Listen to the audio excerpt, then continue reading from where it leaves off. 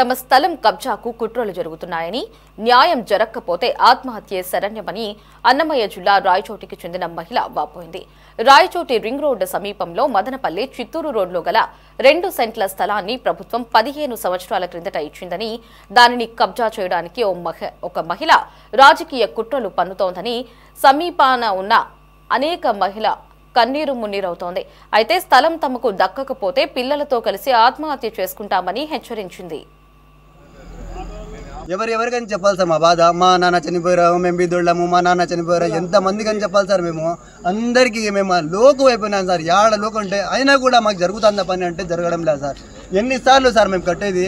అప్పుల పాలైనాం సార్. 10 రూపాయలు వడ్డీకి తెచ్చి కడతాం సార్. ఇప్పుడు మా తాగు పోతాదే ఏదో ఒక చెల్లెళ్ళు చూసుకుందాము అని మా 10 రూపాయలు వడ్డీకి తెచ్చి కడతాము. అయినా కూడా రాత్రి అలా చేసింది. నిన్న రాత్రి పునుగులేస్తారు మాకి. ఏడ దుబ్బుదాదో కచ్చా ఉంది, ఏడ దుబ్బుదాదో అని. ఈరోజు మళ్ళా వచ్చేసి ఏందో స్టే ఆర్డరు, సెక్షను, ఇది అని మేము కోర్టులో కూడా కన్సల్ట్ అయినాము. అంతా వేసేసినాము. జడ్జి సార్ లీవ్లో ఉన్నారని వేరే దాంతో తీసుకొని వచ్చేసి ఏమేమో సార్ వాళ్ళకి ఇన్ఫ్లుయెన్సర్ చాలా మంది ఉన్నారు సార్. పెద్ద పెద్దోళ్ళు ఉన్నారు సార్ వాళ్ళ వెనకాల. మాకైతే తెలియదు. మాకు ఎవరు తెలుసా రాజకీయంలో? 6 మంది పిల్లలు. నాకు ఎక్కడ పోవాలో చూడండి సార్. మీరే అందరికి కాలనీ వాళ్ళకి అందరికి చెప్పండి సార్. మీరు అడుకోండి సార్. మీరు వాళ్ళు చెప్తారు ఎవరు ముందు కట్టినారు. నేనే ముందు కట్టినాను సార్. వాళ్ళందరూ కన్నా నేనే ముందు కట్టినాము. నాకు న్యాయం ఇప్పుడు జరగాలి సార్. ఇప్పుడు న్యాయం జరగాలి. నాకు నా పిల్లలు ఎక్కడ ఇది చేసుకోవాలో ఏమో నాకే అర్థం కావడంలా. ఆ అమ్మ వచ్చి దౌర్జన్యం చేసి సారికి ఇది చేస్తూ ఉన్నది. నాకు దౌర్జన్యంతోనే నాకు అలసిపోయినాం సార్. 4 నెలల నుంచి చేస్తూ ఉన్నది సార్ ఈ దౌర్జన్యం. అమ్మ మాకే అర్థం కావడం లేదు సార్.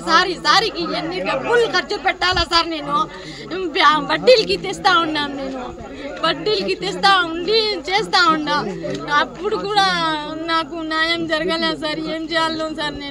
నాకు అది రాకన్నా పోతే అది 6 మందికి విషయం తాగి ఇక్కడనే చచ్చిపోతాం సార్ మేము. న్యాయం జరగకపోతే నాకు అట్లా సతాయిస్తా ఉన్నది. ఏం చేయాలా సార్? ఇప్పుడు మేము ఎక్కడ పోవాలా సార్? ఎక్కడి నుంచి వచ్చి కూడా నేను చూసుకుంటాను, నీకు ఇది చేస్తాను అంటాను, నా బిడ్డలకి అన్నా చంపుతాను అని బెదిరిస్తా ఉన్నది సార్.